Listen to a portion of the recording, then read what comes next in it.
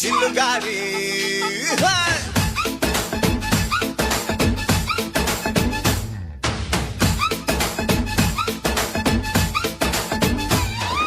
కోడి కూర చిల్లుగారి కోరి వడ్డించుకోవే ఒక్కసారి కోడి కూతే అప్పు చేస్తా నీ పక్కలోకి దూరి పప్పు చారు ఉప్పు చాప ఇంద అందించుకుంది కన్నె పాప